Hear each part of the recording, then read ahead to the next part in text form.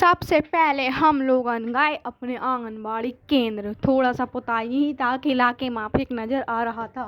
वो इसलिए नज़र आ रहा था क्योंकि 2000 रुपये पट्टी में इतना ही किराए का घर मिलता है, पुतवाई नहीं देते हैं वो लोग।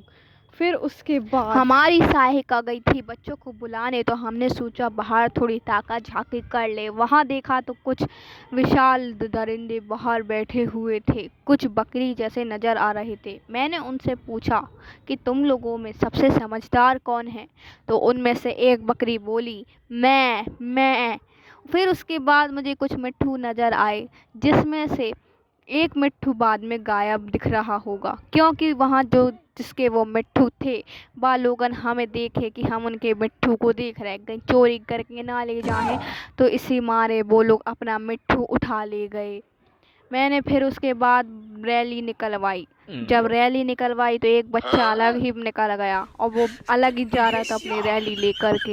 उसमें गणतंत्र दिवस के लिए बहुत ही ज़्यादा उत्साह नज़र आ रहा था। लगता है वो बच्चा बहुत ही समाज प्रेमी है। हमने कहा जाओ बेटा, लाइन में खड़े हो जाओ। उन सब बच्चों में देश प्रेम की भावना को देख हमारी आंखों में आंसू छलक आए, तो हमने उन्हें खुशी में लड्डू बांट दिए।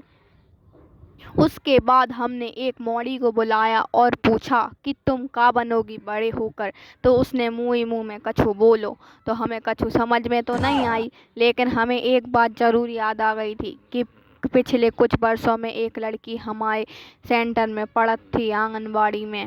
तो उससे हम लोगों ने पूछा कि तुम बड़े होके का बनो? तो फिर उसने कहा कि हम बड़े होके मम्मी बने हैं। तो ये बात सुन के सभी बच्चे और हमारी सहायिका के आंसू नहीं रुके हंसी के मारे। और उसका नाम तो मुस्कान था, पर वो हम लोगों को रुला कर चली गई।